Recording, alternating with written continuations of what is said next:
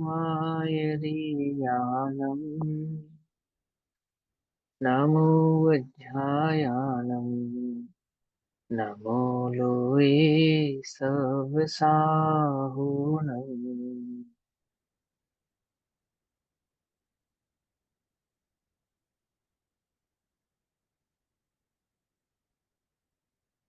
तज्जयति परं ज्योतिः समं समस्तैरनन्तपर्याये दर्पणतुल्यं सकला प्रतिफलति प्रकाशमाकायत्र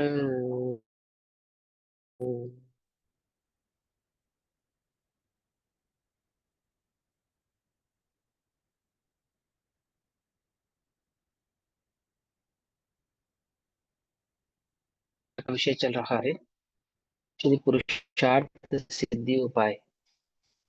श्री पुरुषार्थ सिद्धि उपाय की चर्चा हम सभी आचार्य अमरचंद्र देव द्वारा लिखे गए इस पुरुषार्थ सिद्धि उपाय में श्रावक धर्म की अपेक्षा से कर रहे हैं।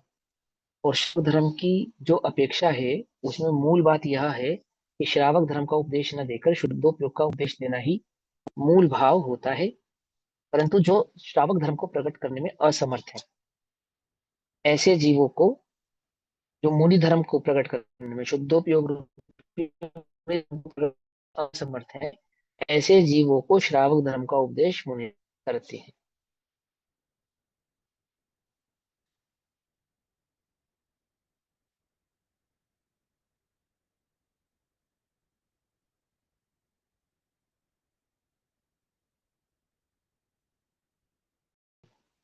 हाँ, तो पेज नंबर 66 भाव चल रहा था। सम्यक दर्शन प्रकट करने के पश्चात सम्यक ज्ञान की आराधना का अधिकार चल रहा है।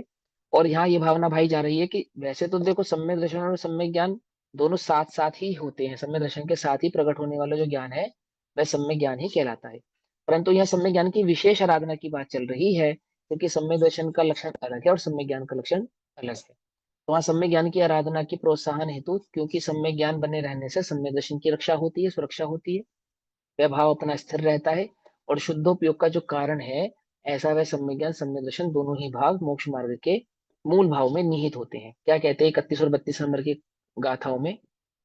इत्याश्रित सम्यक्त्व हे सम्यक ज्ञानम निरूप्य यत्नेन आम्नाय युक्ति योग समुपास्यम नित्यमात्महिते पृथगाराधनमिष्टं दर्शन सहभाविनोऽपि बोधस्य लक्षण भेदेन यतो नानात्वं संभवत्यनयोः। कि प्रमाण और नय ये सम्यक ज्ञान के लक्षण हैं। आत्मितकारी पुरुषों को सदैव ही जिनागम की परंपरा और युक्ति अर्थात प्रमाण और नय के अनुयोग से विचार करके प्रयत्न पूर्वक सम्यक ज्ञान का भले प्रकार से सेवन करना योग्य है। क्यों करना योग्य है? सम्यक दर्शन के साथ ही उत्पन्न होने पर भी सम्यक ज्ञान का जुदा ही आराधन करना कल्याणकारी है। कारण कि इन दोनों में अर्थात सम्यक दर्शन और सम्यक ज्ञान में लक्षण के भेद से भिन्नता संभव है। ठीक। और अब यहाँ प्रमाण और नय का संक्षिप्त स्वरूप हम पढ़ रहे थे, जिसमें प्रमाण और नय के संक्षिप्त स्वरूप में प्रमाण के स्वरूप को हमने समझा था और नय के स्वरूप की चर्चा चल रही है। Page number 69। नयों के स्वरूप में ऋजु सूत्र नय की चर्चा हम कर चुके हैं। शब्द नय तक हम पढ़ चुके हैं। संभवी रूढ़ नय और एवं भूत नय की चर्चा हमको करनी है। ठीक। प्रमाण और नय इन दोनों के मिश्रण को ही युक्ति कहते हैं। ठीक है ना? युक्ति के द्वारा वस्तु स्वरूप की सिद्धि की जाती है, वस्तु स्वरूप को भली प्रकार से समझा जाता है। अब पर्यार्थिक न्याय के जो चार भेद कहे, उन पर्यार्थिक न्याय के चार भेदों में सबसे पहला था ऋजु सूत्र न्याय। ऋजु सूत्र न्याय का अर्थ क्या था? जो न्याय वर्तमान पर्याय मात्र को जानता है उसे ऋजु सूत्र न्याय कहते हैं। अर्थात जो वर्तमान में जैसी अवस्था है, जैसे जीव को मनुष्य पर्याय में मनुष्य है ऐसा कहना। ठीक है ना? नारकी को नारकी कहना, त्रियंच को त्रियंच कहना। ठीक। ये ऋजु सूत्र न्याय है।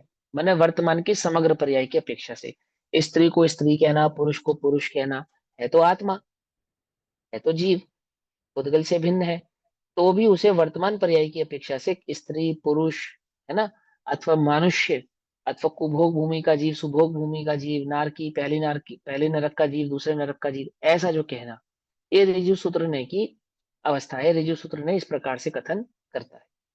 उसके बाद पर्यायवाचिक नय के 3 नय और हैं, शब्द नय, संभावी रूढ़ नय और एवं भूत नय। ये जो संभि रूढ़ नय, शब्द नय और एवं भूत नय है, ये तीनों के तीनों शब्द नय के ही भेद कहलाते हैं। समझ नहीं बात? ये तीनों के तीनों किसके भेद हैं? शब्द नय के भेद हैं। शब्द नय के भेद क्यों है? शब्द नय के भेद इसलिए है क्योंकि जो आगम कहा जाएगा, जो मोक्ष मार्ग कहा जाएगा, वो शब्दों के माध्यम से ही कहा जाएगा, है ना। और आपको शब्दों के भाव को समझ में आना चाहिए, क्योंकि यदि आप शब्दों का मर्म, उनके भाव को नहीं समझेंगे, तो आप शब्दों के द्वारा कहे गए मार्ग को भी समझ नहीं पाएंगे। समझ नहीं ये बात? आपने यदि द्रव्यार्थिक हम न्याय के डायरेक्ट तीन आत्मा भेद के, बताए थे।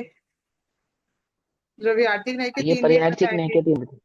नैगम न्याय और वो वाला द्रव्यार्थिक न्याय, संग्रह न्याय और व्यवहार न्याय। हाँ वो तो संकलन, हाँ ये तो संकलन न्याय की अपेक्षा से बताया था कि वो हाँ। वस्तु स्वरूप को बतला, देखो वस्तु स्वरूप को बतलाता है, वो न्याय है।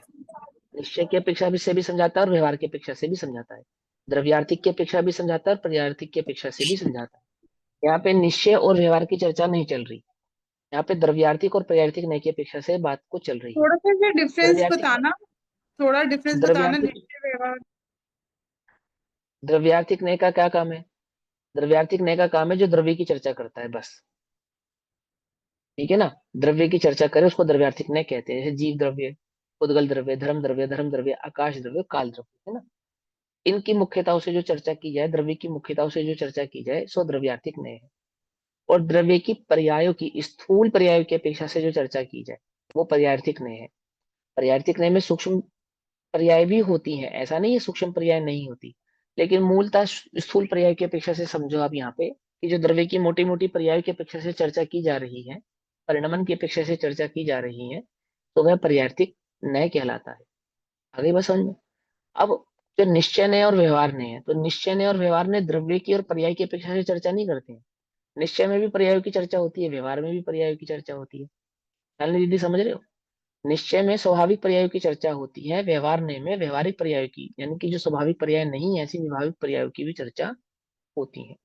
निश्चय में भी कुछ व्यवहारिक पर्यायों की चर्चा को द्रव्य की कहा जाता है, कहा जाता नहीं कहा जाता। लेकिन द्रव्यार्थिक न्याय और पर्यायार्थिक न्याय में ऐसा नहीं होता। द्रव्यार्थिक न्याय में मात्र द्रव्य की ही चर्चा करेंगे, उसके पर्याय पक्ष की चर्चा नहीं करेंगे। और पर्यायार्थिक न्याय में पर्याय पक्ष की चर्चा करेंगे, सो उसके द्रव्य पक्ष की चर्चा नहीं करेंगे। इतना सा भेद यहाँ पे समझना। पर्यायर्थिक न्याय की चर्चा करते हैं तो द्रव्य के पर्याय भाव को समझाने के लिए पर्यायर्थिक न्याय की चर्चा की जाती है। तो सबसे पहले ऋजु सूत्र ने लिया, तो ऋजु सूत्र ने सबसे स्थूल पर्याय की चर्चा कर रहा है। सबसे स्थूल पर्याय क्या है? कि मैं कौन हूँ, कि मैं मनुष्य हूँ। तो हमने कहाँ से पहचाना? वो मनुष्य शरीर की अपेक्षा से जीव को मनुष्य कह दिया, नरक शरीर की अपेक्षा से जीव को नारकी कह दिया, तिरंच देह की अपेक्षा से जीव को तिरंच कह दिया।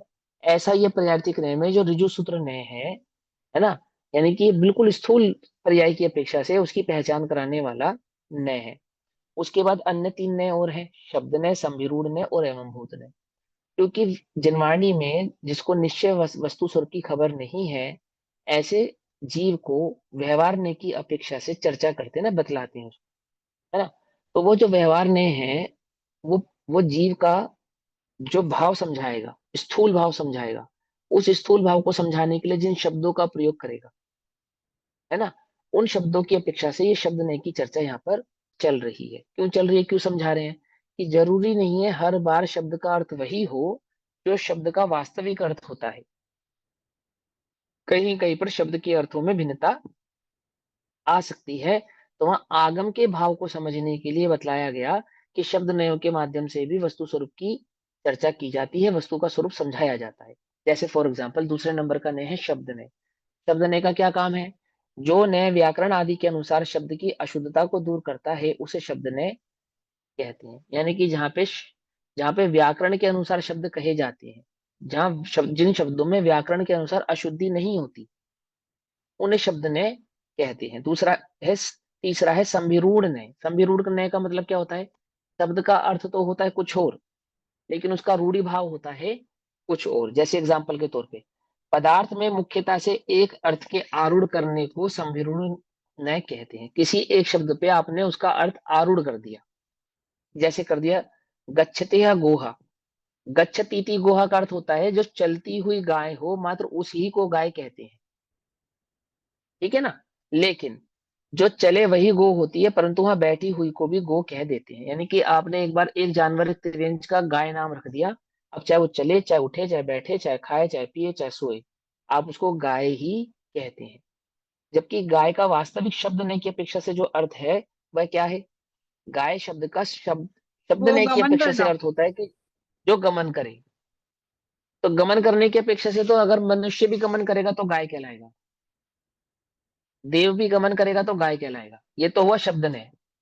लेकिन संविरूढ़ ने क्या है कि एक आमुक्त तिर्यंच का नाम गाय रख देने पर, चाहे वो कोई भी क्रिया करे चाहे ना करे, उसका नाम वहां पर गाय रख दिया जाता है, उसको कहते हैं संविरूढ़ न्याय। ठीक है ना? जैसे छहो द्रव्य आत्मा है, लेकिन वहां पे जीव द्रव्य को ही आत्मा कहा जाएगा।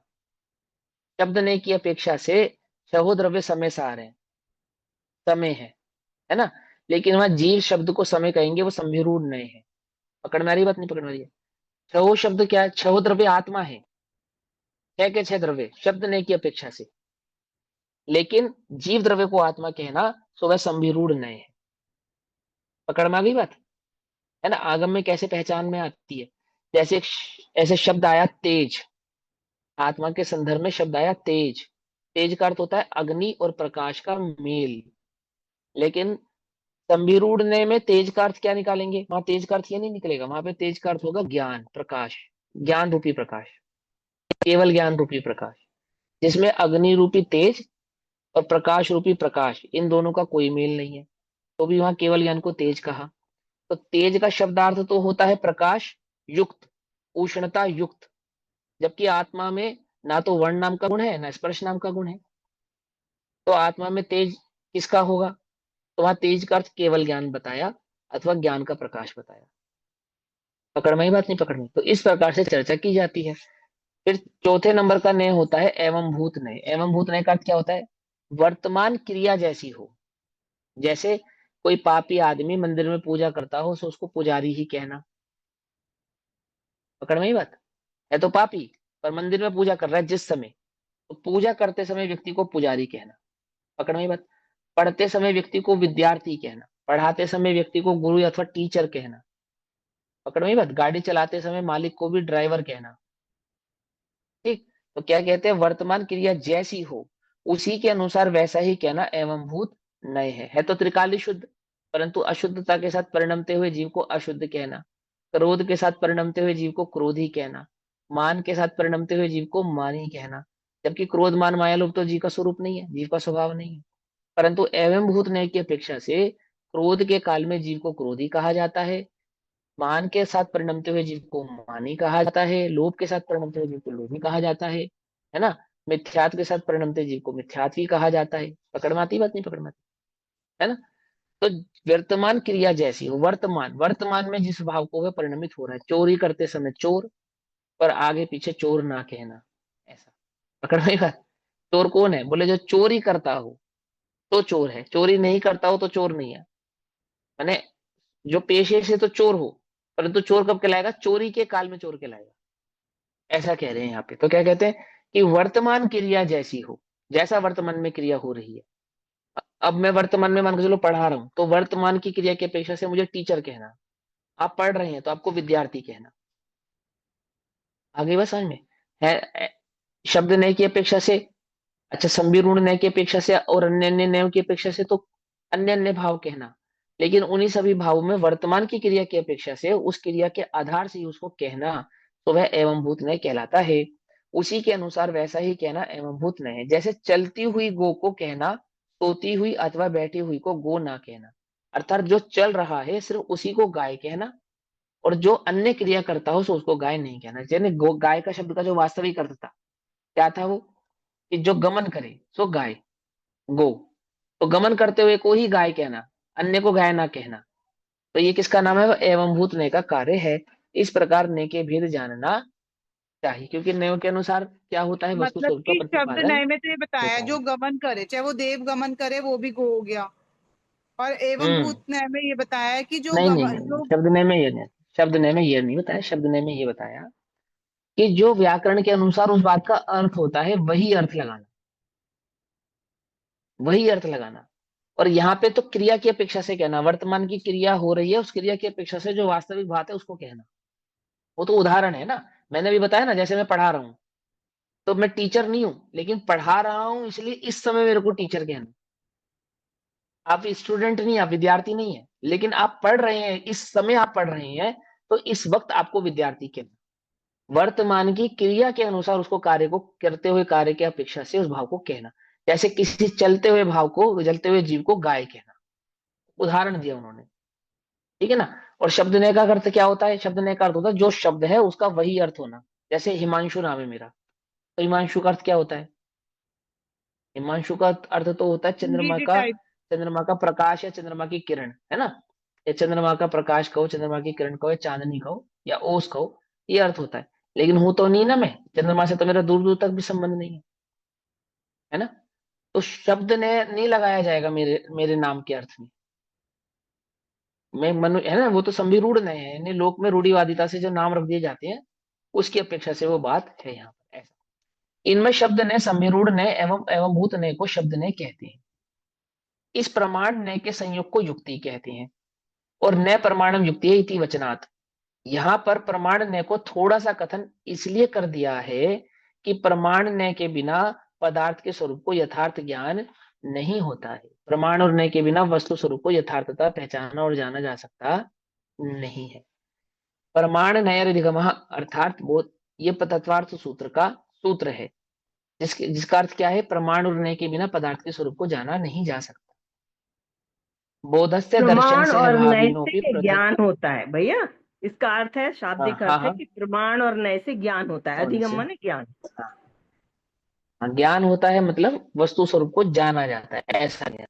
प्रमाण और नय के हाँ आधार जी। से वस्तु स्वरूप को जाना जाता है। हाँ। यहाँ पे जो ज्ञान होता है, कहने का तात्पर्य है वस्तु स्वरूप के संदर्भ का ज्ञान। अब ज्ञान तो प्रमाण और नय के कैसे ज्ञान होता है? जैसे टी है, कछुआ है ना, उनकी चीजें हैं। अब उनको तो क्या नाम है, ज्ञान नहीं है क्या? उनको ज्ञान नहीं है क्या? असंख्य जीवों वस्तु को ज्ञान है या स्वरूप नहीं का है? नहीं। हाँ, वस्तु रूप में ज्ञान तो है। ठीक है। आपकी आज वॉइस बहुत ब्रेक हो रही है भैया, या तो नेट चेंज करो अपना, वाईफाई हटा दो, नेट चेंज करो। ये सूत्र है प्रमाण नय निगम, अर्थात प्रमाण और नय के बिना पदार्थ के स्वरूप का यथार्थ ज्ञान नहीं होता। लिखा है ना, पदार्थ के स्वरूप का, वस्तु स्वरूप का यथार्थ ज्ञान यदि करना हो, मात्र ज्ञान करना नहीं, पदार्थ के स्वरूप का ज्ञान नहीं होगा। किसके बिना? प्रमाण और नय के बिना, ऐसा।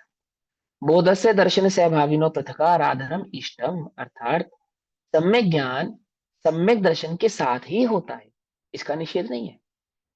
सम्यक ज्ञान सम्यक दर्शन के साथ ही होता है, क्या मतलब है इसका? देखो सुनो, थोड़ा ध्यान से समझो इस बात को। जो वस्तु स्वरूप के संदर्भ में ज्ञान है उसका नाम है सम्यक ज्ञान। प्रमाण और नय के आधार से जो वस्तु स्वरूप को हमने जाना पहचाना उसका नाम है सम्यक ज्ञान। लेकिन वो सम्यक ज्ञान जो है, वो सम्यक ज्ञान नाम कब पाता है? ये वह सम्यक ज्ञान नाम तब पाता है जब जीव को सम्यक दर्शन प्रकट हो जाता है। समझ में बात? समझ। उससे पूर्व की अवस्था में जो मतिश्रुत आदि ज्ञान वर्तते हैं, उस ज्ञान में भले ही प्रमाण और न्याय का ज्ञान क्यों ही ना हो, प्रमाण और न्याय के बारे में पूरी जानकारी क्यों ना हो, लेकिन जब तक जीव को सम्यक दर्शन प्रकट नहीं होता, तब तक जीव का ज्ञान सम्यक ज्ञान कहलाता नहीं है। ठीक। अब क्या कह रहे हैं यहाँ पे? सम्यक ज्ञान सम्यक दर्शन के साथ ही होता है। होता है का मतलब क्या है? कि जिस ज्ञान के बल पे जीव ने सम्यक दर्शन प्रकट किया है, वह ज्ञान सम्यक ज्ञान कब नाम पाता है? कि वह सम्यक दर्शन प्रकट होने के साथ ही जीव के पास जो भी ज्ञान मौजूद है, वो ज्ञान क्या हो जाता है? वह ज्ञान सम्यक ज्ञान नाम पाता है। पकड़ में आ गई बात? है ना। एक बात तो ये समझने वाली बात है। फिर भी इसका अलग आराधन करना कल्याणकारी है। फिर भी ऐसा होने पर भी, सम्यक दर्शन होने के पश्चात भी सम्यक ज्ञान की आराधना अलग से करनी चाहिए। सम्यक दर्शन से पूर्व, प्रकट करने से पूर्व तो सम्यक ज्ञान की आराधना होती ही है, क्योंकि उसके बिना सम्यक दर्शन प्रकट नहीं होगा। लेकिन वो नाम कब पाएगा? जब सम्यक दर्शन प्रकट हो जाएगा। और सम्यक दर्शन प्रकट होने के पश्चात भी सम्यक ज्ञान की आराधना कल्याणकारी होती है, अलग से करनी चाहिए।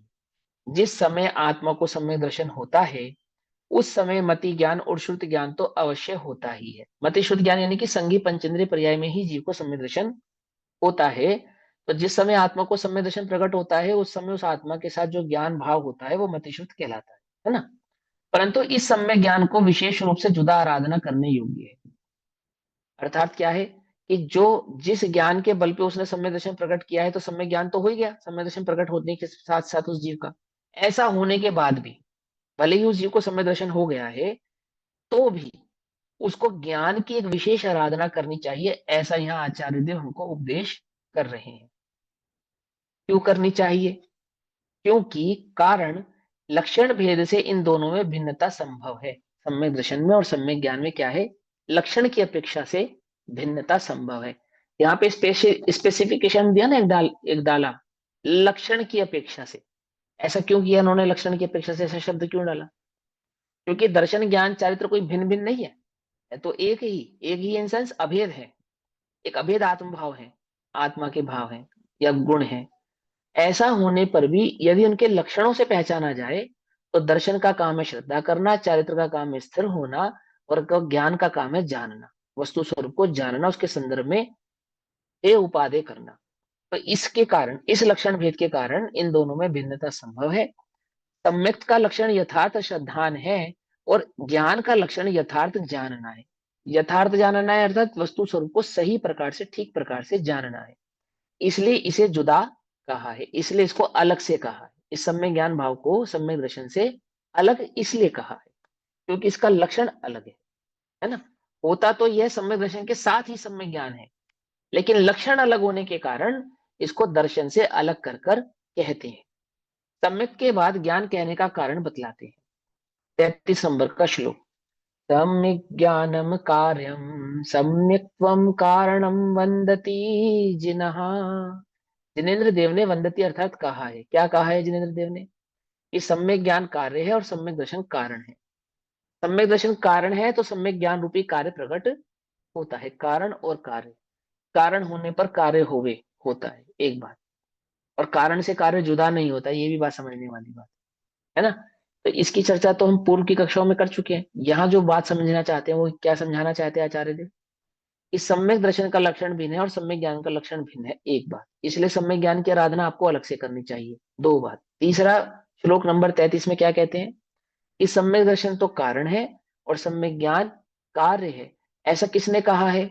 ऐसा किसी छदमस्त ने नहीं, ऐसा जिनेन्द्र देव ने, केवली भगवान ने कहा है। ठीक है ना, हम अपने मन से नहीं कह रहे इस बात को।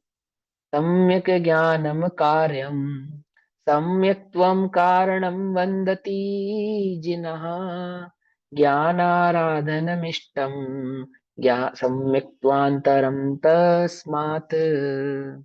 जिनेन्द्र देव, जिन्हा अर्थात जिनेन्द्र देव सम्यक ज्ञानम सम्यक ज्ञान को, कार्यम कार्य और सम्यक्त को कारण कहते हैं। इसलिए सम्यक्त के बाद तुरंत ही ज्ञान की आराधना योग्य है। कारण होने पर कार्य का कार्य होना योग्य है, कारण होने पर कार्य होना योग्य है। तो सम्यक दर्शन कारण है और सम्यक ज्ञान कार्य है। क्योंकि सम्यक ज्ञान कार्य है इसलिए सम्यक दर्शन के पश्चात सम्यक ज्ञान रूपी कार्य का होना योग्य ही है, ऐसा भगवान कहते हैं। सम्यक दर्शन कार्यम सम्यक्त कारणम वंदती। जिनेन्द्र देव सम्यक ज्ञान को तो कार्य कहते हैं और सम्यक्त को कारण कहते हैं। जैसे आत्मा कारण है सम्यक दर्शन को प्रकट करने का, ऐसे सम्यक दर्शन कारण है सम्यक ज्ञान को प्रकट होने का। क्योंकि सम्यक ज्ञान नाम सम्यक दर्शन प्रकट होने के पश्चात ही पाता है, इसलिए सम्यक ज्ञान कार्य हो गया, सम्यक दर्शन कारण हो गया। मतिश्रुत ज्ञान पदार्थ को तो जानते थे, यानी कि वर्तमान में जो जीव का ज्ञान है, जैसे अभी अपने को सम्यक दर्शन नहीं है, अपने को जो ज्ञान है ये ज्ञान कहलाता है मतिश्रुत ज्ञान। तो ये मतिश्रुत ज्ञान वस्तु स्वरूप को तो पहचानने की चेष्टा कर ही रहे ना, जानता ही है ना। जब सम्यक दर्शन के पश्चात ही सम्यक ज्ञान होना है तो ये बात तो पक्की है कि सम्यक दर्शन से पूर्व की अवस्था में जो सम्यक दर्शन का पुरुषार्थ होगा वो मिथ्या ज्ञान में होगा, क्योंकि सम्यक ज्ञान तो सम्यक दर्शन के बाद ही नाम पाने वाला है। तो उस मिथ्या ज्ञान के अंदर होने वाला जो मति शुद्ध रूप परिवर्तना वाला ज्ञान है ना, इसमें जो वस्तु स्वरूप का जानना हो रहा है ना, तो वस्तु स्वरूप तो ठीक ठीक जान रहा है, भली प्रकार से जानता है, कोई गलत नहीं जान रहा है। यदि मिथ्या ज्ञान में वस्तु स्वरूप को गलत जानेगा तो सम्यक दर्शन प्रकट कैसे करेगा? ऐसा होने पर भी सम्यक दर्शन प्रकट होने के बाद ही ज्ञान को सम्यक ज्ञान कहेंगे, ऐसा यहाँ जिनेन्द्र देव समझा रहे। कारण के पश्चात ही कार्य संभव है, कारण से पूर्व कार्य संभव नहीं है। ये समझा रहे हैं। क्या समझाते हैं? सुनो। मति ज्ञान श्रुत ज्ञान पदार्थ को तो जानते थे, परंतु सम्यक के बिना उनकी संज्ञा, उन पदार्थों को जानने की संज्ञा भी कुमति ज्ञान और कुश्रुत ज्ञान ही थी। जिस समय सम्यक हुआ, ये इस श्लोक से एक बात और समझनी चाहिए सभी जीवों को। जिनको ये लगता है ना कि स्वाध्याय आदि के काल में हमारी मंद कषाय है, या स्वाध्याय आदि के काल में जो हमारा ज्ञान है वो सम्यक है, तो उनका यहाँ पे निराकरण कर रहे हैं कि जब तक जीव को सम्यक दर्शन प्रकट नहीं होता है, तब तक वस्तु स्वरूप के विषय में जाना गया जितना भी ज्ञान है वो सारा कुमति और कुश्रुत ज्ञान ही काउंट होता है। ये कह रहे हैं यहाँ पे। तो क्या कहते हैं? पदार्थ को तो जानते थे, पदार्थ को जानते थे मतलब, पदार्थ को जानते थे का मतलब, जो जैसा जिनेन्द्र देव ने वस्तु का स्वरूप कहा है वैसा जानते थे, ये है इसका मतलब। क्योंकि पदार्थ का स्वरूप किस कौन जानता है जगत में? हर कोई थोड़ी पदार्थ के स्वरूप को जानता है। लोक तो जो पदार्थ नहीं है उसको पदार्थ कहता है। लोक तो जो पदार्थ का वास्तविक स्वरूप नहीं है उसको भी पदार्थ कहता है। लोक में तो क्या है? काल्पनिक पदार्थों को पदार्थ कहा जाता है ना। लेकिन जिनेन्द्र देव के मत में जो वास्तविक पदार्थ है, द्रव्य पदार्थ का मतलब होता है द्रव्य गुण पर्याय सहित का द्रव्य अथवा तत्वादी भाव। तो द्रव्य, तत्व या पदार्थ तीनों एकार्थवाची फिलहाल यहाँ पर समझने चाहिए। समझ में आ रहा है सबको? नहीं समझ में आ रहा है? मैं फास्ट तो नहीं चल रहा आज? पकड़ वाली बात। जब कहते हैं यहाँ पे पदार्थ, तो यहाँ पदार्थ कहने का मतलब क्या होता है? यहाँ पदार्थ कहने का मतलब द्रव्य भी है, तत्व भी है। ठीक है ना? पदार्थ तो है ही है, छल ग्रहण नहीं करना, सही से समझना इस बात को। तो पदार्थ को तो जानते थे, पदार्थ को तो जानते थे मतलब क्या? कि जैसा केवली भगवान के द्वारा वस्तु का स्वरूप बतलाया गया है, ऐसा आगम के माध्यम से अथवा श्री गुरु के मुख के माध्यम से द्रव्य गुण पर्याय के स्वरूप को तो जानते थे। लेकिन लेकिन क्या? परंतु सम्यक के बिना, सम्यक दर्शन के बिना उस जाने हुए पदार्थ की संज्ञा भी कुमति और कुश्रुत ज्ञान ही थी। समझ नहीं बात? वो जो जाना गया पदार्थ था ना, अपने मन से तो जाना नहीं था, कल्पना से तो जाना नहीं था, जाना तो जिनवाणी के माध्यम ही से था, जाना तो श्री गुरु के माध्यम से ही था। और ठीक ठीक भी जाना था, कोई ऐसा भी नहीं कि गलत जान लिया था। जीव को जीव जाना था, पुद्गल को पुद्गल जाना था, आदि आदि। जैसा जिन आगम में वस्तु का स्वरूप कहा है वैसा का वैसा ही जाना था। लेकिन सम्यक दर्शन प्रकट नहीं हुआ था, तो उनकी संज्ञा क्या थी? कुमति ज्ञान और कुश्रुत ज्ञान ही थी। जिस समय सम्यक हुआ उसे समय उनकी मति ज्ञान और श्रुति ज्ञान संज्ञा हुई। क्या कहा? जिस समय जीव को सम्यक दर्शन हुआ उस समय उस कुमति ज्ञान की मति ज्ञान और उस कुश्रुत ज्ञान की श्रुत ज्ञान संज्ञा हो गई। संज्ञा समझते हैं? मतलब जिसको हम कुमति और कुश्रुत कह रहे थे, अब उसको ही श्रुत और मति ज्ञान कहने लगे, अर्थात सम्यक कहने लगे। जो ज्ञान सम्यक दर्शन से पूर्व की अवस्था में मिथ्या कहला रहा था, वही ज्ञान सम्यक दर्शन के प्रकट होते ही साथ सम्यक ज्ञान संज्ञा पा गया, नाम पा गया। फिर क्या हुआ? अतः ज्ञान तो था, सम्यक दर्शन से पूर्व इस जीव को ज्ञान तो था। और सम्यक दर्शन से प्रकट करने से पूर्व अगर सही सही ज्ञान नहीं होता, तो सम्यक दर्शन कैसे प्रकट करता, जरा बताओ? अगर इस जीव को वस्तु स्वरूप का ज्ञान सही सही नहीं होता, तो ये जीव सम्यक दर्शन प्रकट कैसे करता? अगर इसने सम्यक दर्शन प्रकट किया है, तो किसके बल पे किया है? मिथ्या ज्ञान के बल पे किया है। बोलो, किस ज्ञान के बल पे इस जीव ने सम्यक दर्शन प्रकट किया है?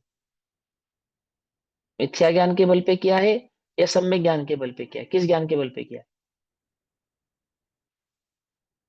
समझ में आ रही बात? नहीं सम्यक समझ में आ रही ज्ञान है? के बल। ज्ञान के बल पे किया है।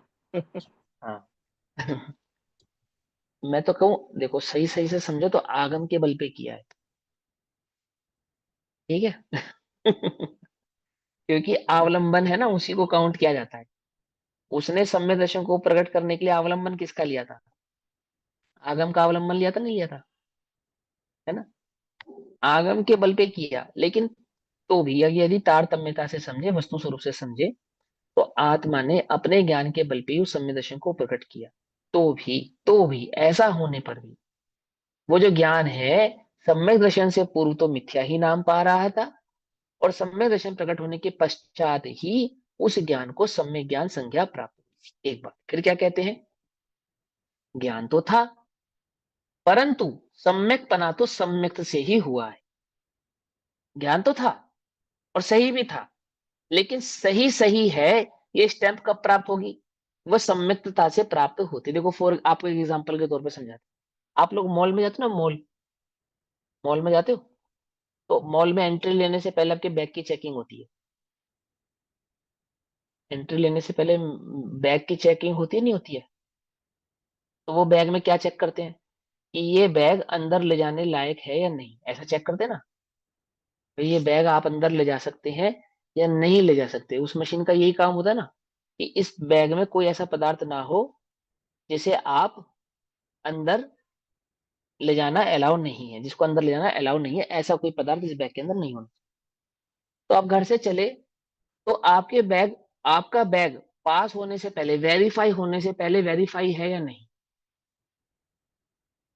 वेरीफाई होने से पूर्व आपका बैग वेरीफाई है या नहीं? कि मशीन में डालने से पहले और मशीन में डालने के बाद वो जो बैग है, बैग उसमें क्या अंतर पड़ा? नहीं समझे आप? फिर समझाएं। पहले तो ये बताओ, मेरी आवाज आ रही है या नहीं आ रही है? नेटवर्क आ रहा है मेरा सही है नहीं? सही आ रही है भैया आवाज आपकी। बिल्कुल करेक्ट आ रही है ना? तो हाँ। आप ये बताओ कि जो बैग डाला गया, बैग मशीन के अंदर लो डाला है गया, थोड़ी आज। तो मशीन में डालने से पूर्व और मशीन में डालने के पश्चात बैग में क्या अंतर पड़ा? कुछ भी नहीं कि अंतर कोई पड़ा अंतर नहीं बैग। पड़ा। हाँ, कोई अंतर नहीं पड़ा, बैग तो वैसा का वैसा ही है। लेकिन वो वेरीफाई हुआ मशीन में डालने के बाद कि हाँ ये आप इसको अंदर ले जा सकते हैं। वो मशीन से चेक होकर गया ना, मशीन में चेक होने के बाद उसको मशीन में वेरीफाई कर दिया गया। तो वेरीफाई हुआ क्योंकि वो वेरीफाइड था। वो वेरीफाइड नहीं होता तो मशीन भी उसको वेरीफाइड नहीं करती। समझना मेरी बात को ध्यान से, मशीन उसको रिजेक्ट कर देती ना, कि नहीं भैया, वो उसमें अलार्म बजा देती कि ये बैग अंदर ले जाने लायक नहीं है, इसके अंदर कुछ ऐसा सामान है जो अंदर नहीं जा सकता। तो यदि मशीन ने उसको शांति से जाने दिया है, दैट मीन्स वो बैग वेरिफिकेशन वेरीफाइड था, और मशीन की स्टैंप लगने के बाद ही वास्तव में उसको वेरीफाइड माना जाता है। ऐसा होता है ना, लोक मूवी ओके तो थे, लेकिन चेक होने के बाद आपको वेरिफिकेशन हो गया, वेरीफाइड हो गया कि हाँ ये ऐसा का ऐसा ही है। ऐसे ही वो सम्यक ज्ञान, तो जो आगम के आधार से मति शुद्ध ज्ञान में वस्तु का स्वरूप जो जाना था इस जीव ने, वो जाना तो बिल्कुल करेक्ट ही था, गलत नहीं जाना था। तो भी वो मिथ्या क्यों पा रहा था? क्योंकि उसके बल पर जो सम्यक दर्शन प्रकट होना चाहिए था, वो सम्यक दर्शन अभी प्रकट नहीं हुआ था। और वो सम्यक दर्शन प्रकट हुआ है, तो उस सम्यक दर्शन ने ये जाहिर किया, ये प्रूव किया कि इसको वस्तु स्वरूप के संदर्भ में जो ज्ञान है वो बिल्कुल सही है। बोले क्यों? क्योंकि यदि वस्तु स्वरूप के संदर्भ में इसको ज्ञान सही नहीं होता, तो इसको सम्यक दर्शन भी प्रकट होने वाला नहीं था। क्या कहा? कुछ बात समझ में या नहीं? यदि वस्तु स्वरूप के संदर्भ में ज्ञान में त्रुटि होती, तो सम्यक दर्शन प्रकट नहीं हो सकता था। और सम्यक दर्शन प्रकट हुआ है, इसका मतलब इस जीव को जो ज्ञान है वो 100% वेरीफाइड ज्ञान है। पकड़ में ही बात नहीं? पकड़ में ही? बिल्कुल ओके ज्ञान है, सम्यक ज्ञान है ऐसा। तो क्या कहते हैं, परंतु सम्यक्तपना तो सम्यक्त से ही हुआ है। ज्ञान को जो सम्यकपना प्राप्त हुआ है, वह तो सम्यक दर्शन को प्रकट करने के पश्चात ही हुआ है। इसलिए सम्यक्त तो कारण रूप है और सम्यक ज्ञान कार्य रूप है। तस्मात् सम्यक्त्वांतरम ज्ञान ज्ञानाराधनम इष्टम। इसलिए सम्यक्त के बाद ही सम्यक्त्वांतरम, अर्थात सम्यक्त के अवांतर, सम्यक्त के बाद ज्ञान आराधनम इष्टम, ज्ञान की आराधना करना योग्य है। क्योंकि कारण से ही कार्य होता है। अब ज्ञान की आराधना करना योग्य है, अर्थात वह ज्ञान जिसके बल पे सम्यक दर्शन प्रकट हुआ। ऐसे उस तत्वादि के स्वरूप को सम्यक दर्शन प्रकट करने के पश्चात जो ज्ञान में सम्यक ज्ञान पना सिद्ध हुआ, ऐसे सम्यक ज्ञान को उस तत्व की आराधना में लगाए रखना योग्य है। बोले क्यों योग्य है? क्योंकि कारण के पश्चात कार्य होता ही है। ऐसा प्रश्न। कारण कार्य तो तब कहा जाए जब आगे पीछे हो। यहाँ तो साथ साथ होते हैं, सम्यक दर्शन और सम्यक ज्ञान तो साथ साथ ही होते हैं, साथ ही साथ होते हैं, आगे पीछे थोड़ी होते हैं। ये प्रश्न उठा रहे हैं। अब वो शैली के स्वरूप को समझाएंगे वहां पर। ये तो दोनों युगपद हैं, युगपद है मतलब एक साथ हैं। फिर इनमें कारण कार्य तो किस तरह संभव है, इसका उत्तर आगे कहते हैं। सम्यक दर्शन के पश्चात ही सम्यक कार्य ज्ञान को कारण कार्य पना आपने जो कहा, तो आपने किस युक्ति और किस न्याय से कहा है? क्योंकि कारण कार्य का अर्थ तो यह होता है कि कारण पहले से मौजूद हो और पश्चात कार्य हुए। परंतु यहाँ तो सम्यक दर्शन और सम्यक ज्ञान युगपत यानी कि एक साथ ही प्रकट हुए हैं, आगे पीछे प्रकट हुए नहीं है। तो आप इसमें कारण कार्यपना किस प्रकार से हमको बतलाते हैं? ऐसा प्रश्न उठाकर आचार्य देव 34 नंबर के श्लोक में उत्तर देते हैं। कारण कार्य विधानम समकालम जायमानयोरपि दीप प्रकाशयोरिव सम्यक् ज्ञानहुः सुदृढम्।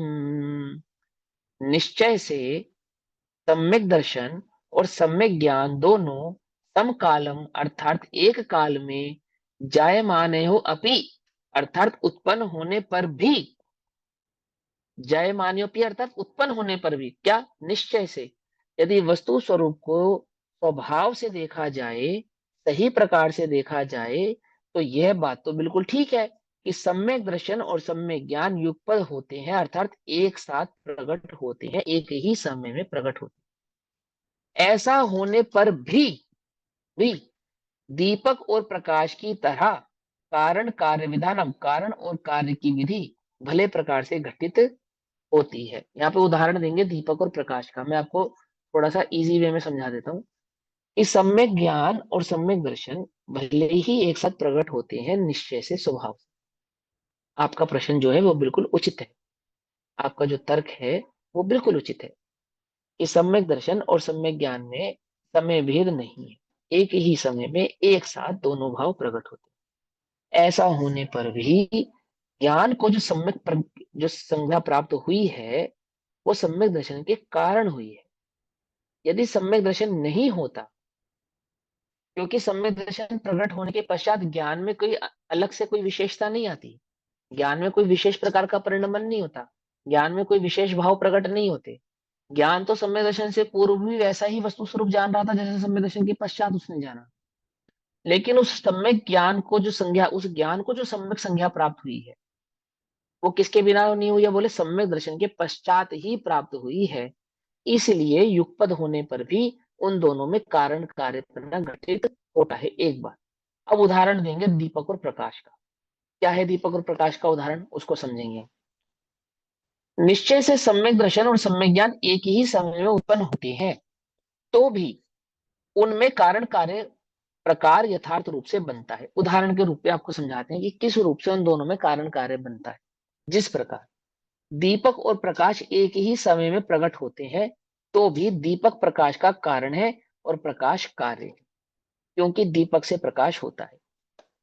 यदि किसी को प्रकाश की आवश्यकता है तो दीपक ना हो और प्रकाश हो जावे, क्या ऐसा पॉसिबल है? क्या कहा? आपको प्रकाश चाहिए और दीपक ना हो, तो दीपक के बिना प्रकाश संभव है? यद्यपि दीपक और प्रकाश एक ही समय पर होते हैं, यद्यपि, तो भी प्रकाश की यदि आवश्यकता हो तो वह दीपक के बिना उत्पन्न हो सकता नहीं है। पकड़ में बात नहीं? पकड़ में। इसी प्रकार उसी प्रकार सम्यक दर्शन सम्यक ज्ञान का कारण है, सम्यक ज्ञान कार्य है, क्योंकि सम्यक से ही ज्ञान सम्यक नाम पाता है। उदाहरण समझा ना मैंने? क्योंकि सम्यक दर्शन के पश्चात ही वह जो नाम पाता है ना ज्ञान, वह सम्यक ज्ञान नाम पाता है। पकड़ में? उदाहरण उन्होंने दीपक और प्रकाश का क्या उदाहरण दिया है, तो युगपद, उसका निषेध नहीं है, लेकिन उस ज्ञान में कोई नवीन विशेषता नहीं आई है, तो भी उसका नाम सम्यक ज्ञान तो सम्यक दर्शन प्रकट होने के पश्चात ही पड़ा है। इसलिए उनको इस युक्ति से, इस न्याय के आधार से कारण कार्यपना कहा जाता है। अब आता है भैया 35 नंबर का श्लोक, श्लोक नंबर भैया हाँ बोलो। भैया इसमें ना हाँ जी बोलो। एक क्वेश्चन था ना कि कारण कार्य तो तब कहा जाएगा हाँ जब आगे पीछे होता है, तो वो उनका प्रश्न ही क्या क्यों ऐसा है? क्योंकि दीपक और आई, प्रकाश में तो दिखते हैं कि आगे पीछे नहीं होता है, तो ऐसा क्यों कहते हैं कि ऐसे ही होना चाहिए, अरे वही आगे तो पीछे प्रश्न किया वाला? ना, देखो सुनो सुनो। उन्होंने प्रश्न ये कहा कि लोक में कारण कार्यपने में समय भेद होना चाहिए।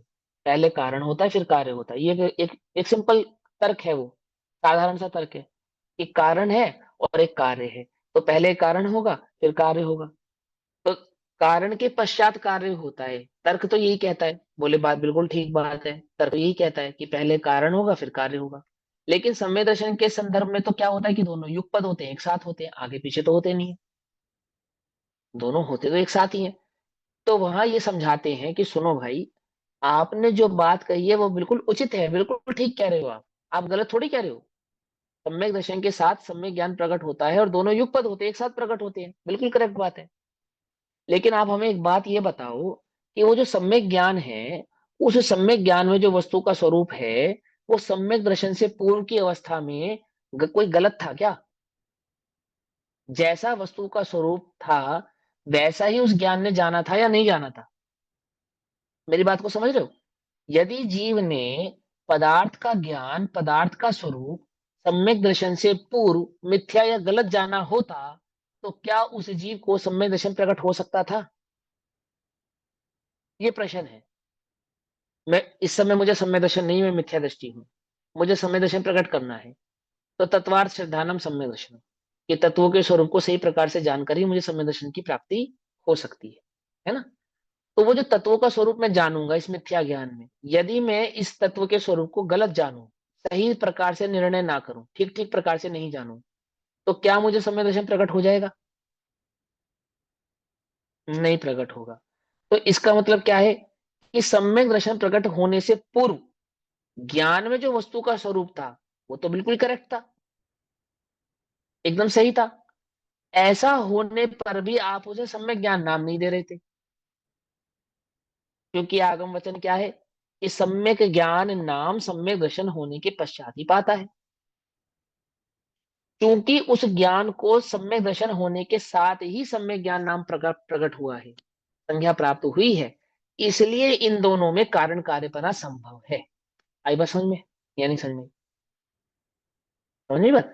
ज्ञान तो है, सम्यक दर्शन प्रकट होने के पश्चात कोई विशेष ज्ञान हो गया वो ऐसा नहीं है।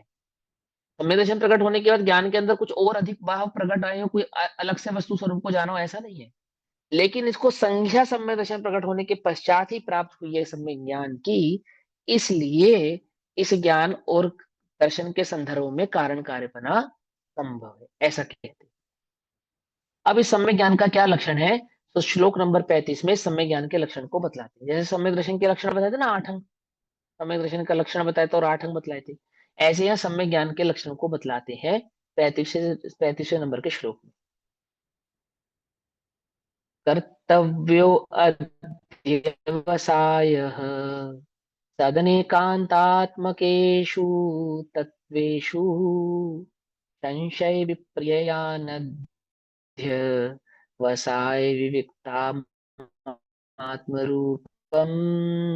तत् तदनेकांतात्मकेषु अर्थात प्रशस्त अनेकांतात्मक अर्थात अनेक स्वभाव वाले तत्वों तथा पदार्थों में अध्यवसाया निर्णय कर्तव्य करने योग्य है, और ततः वह सम्यक ज्ञान संशय विपर्य और विमोह रहित आत्मा का निज स्वरूप है। अब क्या कहते हैं सम्यक ज्ञान का क्या लक्षण है? बोले सम्यक ज्ञान का लक्षण यह है कि एक तो वह संशय विपर्य और विमोह रहित होना चाहिए। एक वह संशय विपर्य विमोह रहित जो आत्मा का निज स्वरूप लक्षण स्वरूप ज्ञान है, एक तो यह, और कैसा है वह संशय विपर्य और विमोह किस संदर्भ में?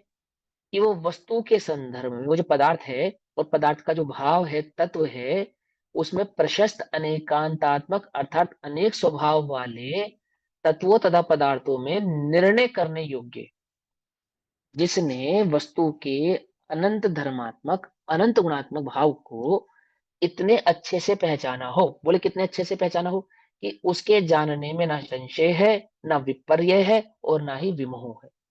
ना तो पदार्थ के स्वरूप को जानने में किसी प्रकार का संशय है, ना ही पदार्थ के स्वरूप को जानने में कोई विपरीतता है, कोई उसने पदार्थ के स्वरूप को उल्टा नहीं जाना है, और मोह रहित है, विमोह है, अर्थात जिसमें मोह का अभाव हो गया है, अर्थात जिसमें अनंतानुबंधी या दर्शन का अभाव हो गया है, ऐसा वह ज्ञान सम्यक ज्ञान कहलाता है ना। टीका करते हैं। अनेकांत है स्वभाव जिसका, ऐसे पदार्थों का ज्ञान पूर्वक निर्णय करना योग्य है। क्या कहते हैं? अनंत धर्मात्मक, अनंत गुणात्मक, अनेकांत में जो वस्तु का स्वरूप है उसका निर्णय करना, तो वह क्या कहलाता है?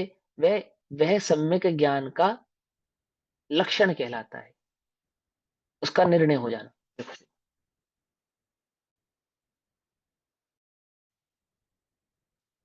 यहाँ पे पदार्थ का क्या लक्षण बताया? यहाँ पर पदार्थ का क्या लक्षण अनेकांतमक, बताया? अनेकांतमक। अनेकांतात्मक। ऐसा क्यों बताया? अनेकांतात्मक ऐसा क्यों बताया? शालिनी दीदी आप बताओ क्यों बताया ऐसा? वस्तु मेरा नेटवर्क अनेकात्मक नहीं आ रहा क्या? अनेकात्मक होती है ना वस्तु। मेरी आवाज ब्रेक हो रही है? आप लोगों तक जो मेरी साउंड आ रही है वो ब्रेक होकर आ रही है? ठीक नहीं आ ठीक रही आ है रही बिल्कुल। है। बीच बीच में नेट ठीक आ जा रही है, रहा है, ठीक। थोड़ा थोड़ा आपकी पिक्चर भी पॉज हो रही है बीच बीच में। हाँ, वस्तु पता नहीं क्या हो रहा है। अनेकांत सुनो, अनेकांतात्मक होती है, इसीलिए यहाँ पे पदार्थ को अनेकांतात्मक कहा है।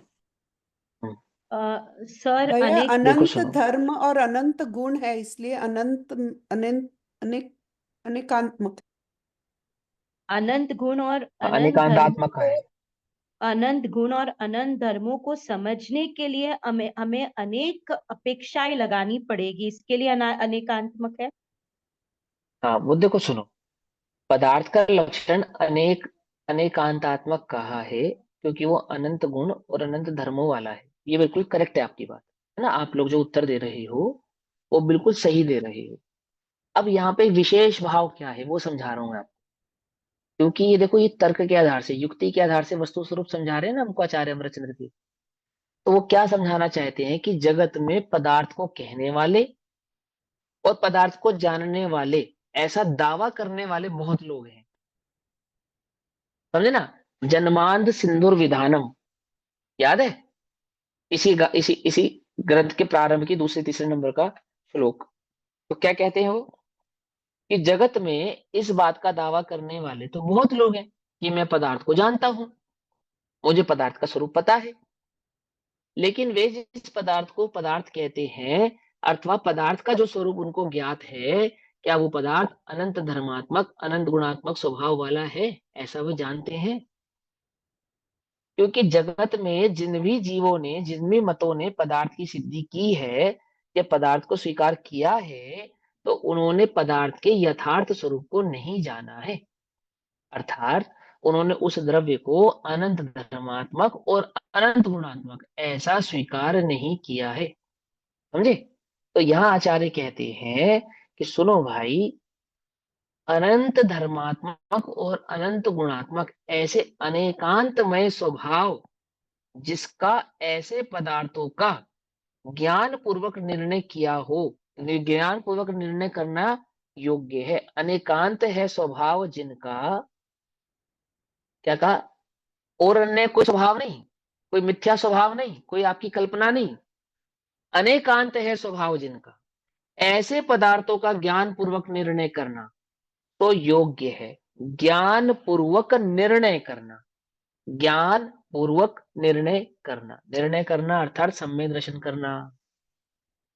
ज्ञान पूर्वक अर्थात स्वभाव को भली प्रकार से पहचान कर उनका श्रद्धान करना, अर्थात सम्यक दर्शन करना कि ओहो वस्तु स्वरूप ऐसा है। पकड़ में ही बात? नहीं पकड़ में? जगत में पदार्थ को कहने वाले तो बहुत जीव हैं, लेकिन क्या वे पदार्थ को अनेकांत स्वभाव से पहचानते हैं? क्या वे पदार्थ के अनेकांतात्मक भाव को पहचानते हैं? नहीं पहचानते हैं। इसलिए अनेकांत है स्वभाव जिसका, ऐसे पदार्थ का ज्ञान पूर्वक निर्णय करना योग्य है। अन्य किसी प्रकार से पदार्थ का निर्णय करना योग्य नहीं है। ऐसा आगे क्या कहते हैं? पदार्थ के स्वरूप को यथार्थ जानने का नाम ही सम्यक ज्ञान है। अर्थात श्रद्धान पूर्वक, यथार्थ माने श्रद्धान पूर्वक जाना गया पदार्थ, जिस ज्ञान में श्रद्धान पूर्वक पदार्थ को जाना गया हो, वह ज्ञान ही सम्यक ज्ञान है। वह पदार्थ अनेकांत स्वभाव को धारण करता है। पदार्थ का लक्षण क्या है कि वह अनेकांत स्वभाव वाला है। अनेक अर्थात बहुत, अनंत अंत यानी कि धर्म। इस प्रकार अपने अनंत धर्म स्वभाव को धारण करने वाले का ज्ञान अवश्य करना चाहिए। समझ में बात की समझे। अब विरुद्ध धर्म स्वभाव को, जिसको धर्म कहते हैं, विरुद्ध धर्म स्वभाव को जिसको स्यादवाद से समझाया जाता है, जैसे अस्ति नास्ति, एक अनेक, तद अतद, सत असत, ऐसे अनेकांत अनेकांत अर्थात अनेक धर्म विरुद्ध धर्म स्वभाव को इस जगत में, पूरे विश्व में एकमात्र केवली के सिवा अन्य किसी ने भी स्वीकार किया नहीं है। अन्य किसी के द्वारा वह जाना गया भी नहीं है। समझ में बात। पदार्थ को कहने वाले, पदार्थ को जानने का दावा करने वाले, पदार्थ के स्वरूप को बतलाने वाले तो जगत में बहुत है, लेकिन क्या वे पदार्थ को अनेकांत स्वरूप से जानते हैं? नहीं जानते। तो क्या कहते हैं, इसलिए अनेक अर्थात बहुत, धर्म अंत अर्थात धर्म, इस प्रकार अपने अनंत धर्म स्वभाव को धारण करने वाले का ज्ञान अवश्य करना चाहिए। जो सम्यक प्रकार से वस्तु को पहचान ले तो करोड़ों कारण मिलने पर भी अश्रद्धानी ना हो।